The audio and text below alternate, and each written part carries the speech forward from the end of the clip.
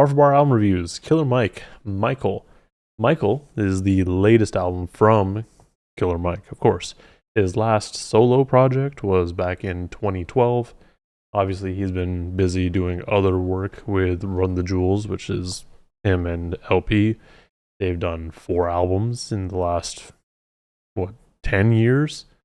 So, he's still been rapping, he's still been busy. But this album is more of, it's a solo effort. It's more of him returning to talk about himself and less so just the stuff that Run the Jewels would do.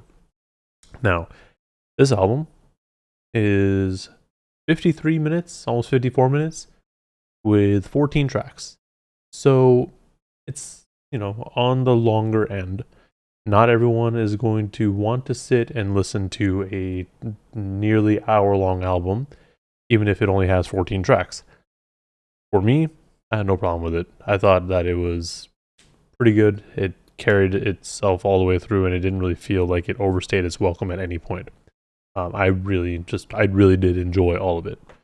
Now, with this album, there are a few things to consider. And the easiest way for me to think about it is by looking at the cover as well as the title of the album. First, title of the album is Michael. So we can assume that it's going to be an album full of introspection and things that Killer Mike wants us to know about himself, about his life, about how he feels about certain things, just, stuff in general that he wants us to know about him. The other thing is when we look at the album cover. The album cover, it's the cliche young photo of rapper slightly modified to portray something else. So, yes, it is a younger picture of Mike. I believe it was like when he was 9 years old. That's what I've heard. And whenever we see this sort of album cover, we just assume that it's going to be their best body of work or something along those lines, or something that's really personal to them. And I think we did get a bit of that. But the other thing to look at with this album cover is that the he modified the picture, right? So he has a halo and horns. Now, this could mostly be thought of as, there's a good and a bad side to Killer Mike. I mean, that's kind of what most people will just go off of. And honestly, I think that's the main thing. Like, he's just going to show us and talk to us and rap to us about the different sides of himself. The other thing, that it could pull from is just even further into his youth. Like, I imagine Killer Mike, like many people in the South, are very religious, very much about the church. He probably grew up in the church. So, having that duality there as someone who is from the church, is interesting, and it's something to discuss. Getting into the album itself.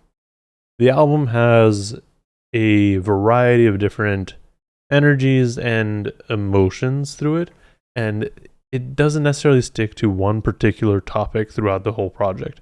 And I think that's intentional because, like I said, this is about Killer Mike. This album is about Killer Mike and what he wants to portray to us and what he, just the stuff that he has gone through himself. So that's why each track doesn't necessarily, if you look at it in terms of lyrics and what each topic is, they may not flow that well together, but in terms of sequencing and just sonically, they, in my mind, flow pretty well together. That's not to say, though, that the album is messy or just sounds bad or just sounds like, he has one song where he's talking about this thing and then he goes into another thing and it sounds entirely different. Like, no, that is not really the case at all. In fact, like, because it kind of jumps between topics, I feel like it actually holds your attention even better. I will say, though, like, for me, I still like the second half of the album a little bit better because of the way it's sequenced. Because at that point we get to what is it called? Spaceship Views, and that goes into the more I guess, introspective, more the part of the album that Killer Mike really wants to talk about. The part of the album that seems like this is his main intention. This is what he was trying to get across. Um, he starts talking about a whole bunch of different things, and actually, maybe, yeah, actually, Spaceship Views is about where it is. Spaceship Views and Exit 9, they're both, well, they don't necessarily feel like there's a singular topic that they're talking about. But then with Something for Junkies and Motherless, and I mean, obviously, Don't Let the Devil in, High and Holy, like those all kind of sound similar, and they have the same sort of emotion and energy to them. Like for with Something for the Junkies, that's him, talking about just having things for people who use drugs, and how he talks about his aunt that's been freebasing since the 80s. And it's like, he cares, he talks to her about it, but you sometimes you just can't really change people, I guess. Obviously there's more to it, and it's a really touchy subject for a lot of people, so I'm not going to get super into it. But that was a hard and like not emotional in the sense that like it made me like sad or anything, but it was like I listened to it, I was like, oh wow, that it's interesting the way that he's rapping. Like Killer Mike has done this before where, well, not even before, he just is more of a storyteller rapper. Like he will continue on a singular idea and just keep expanding on it in ways that help the listener understand, if that makes sense. The emotion that he puts behind his words makes it reach more people, I feel. He also did touch on more serious topics on Slumber. Slumber is a song where he talks about getting a girl pregnant and them having to basically get an abortion. And that's, one side of it, right? But for me, for some reason, like, I mean, I've never been in that situation, but like, he talked about how the girl's mom was like, oh, well, we need money for the procedure. And he had like this emotional response where it's like, if I knew that this was going to happen, I wouldn't have told all my friends that we're going to have a kid. And it's just like, damn, like even though at the beginning of the song he was like, I didn't really want this, or I didn't want to have kids, but sometimes having that thing, like not necessarily wanting something, then it coming up, then you having that emotional attachment to it, and then it getting taken away, that's hard. Also, talking about Slumber, he does this thing throughout the project where on the third verse, he'll come back in, or if it's like after a feature, he'll come in and kind of have a bit of a beat switch and a different flow to the song.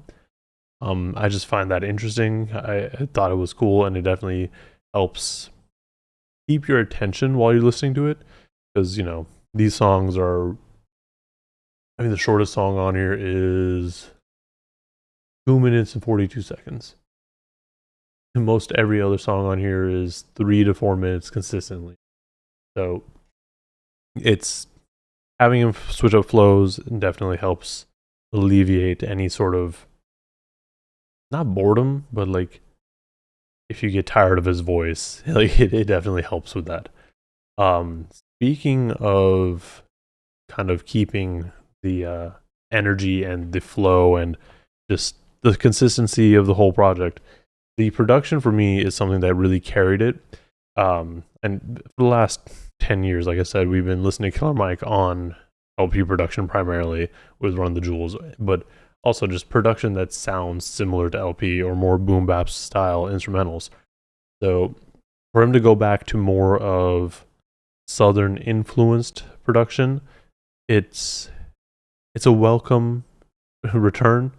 Even though the production or producer on this, No ID, is one of the most boom bap producers you could find. there's still enough to it that sounds like, oh yes, this is from the South. I guess that also helps that you had DJ Paul on a few tracks.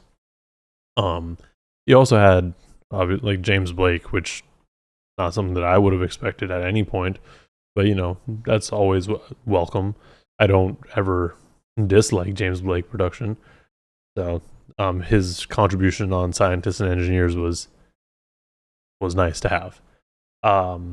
With that said, or speaking of Scientists and Engineers, that's a really good song. I mean, everyone's gonna listen to it. Everyone knows that it's gonna get major attention. Yeah, good song.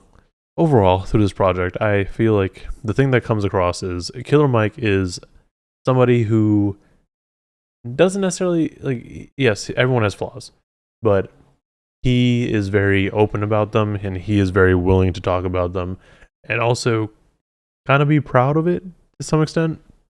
Like, he's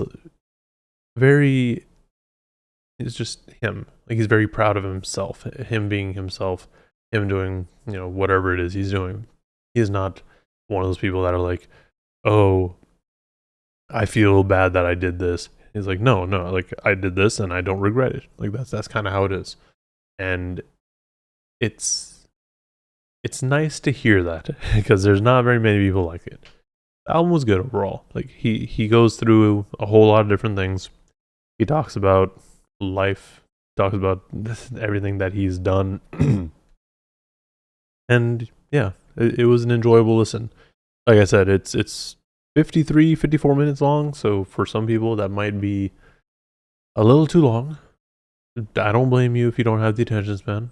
It can be a struggle sometimes, but it is a project that I enjoyed listening to, and yeah, I think it's something that you should listen to at some point if you haven't, or if you have the time to.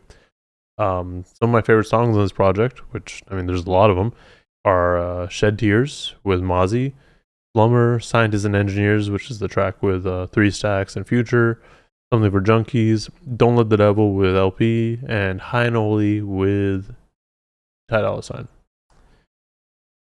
But yeah, that's all I got for this review stuff.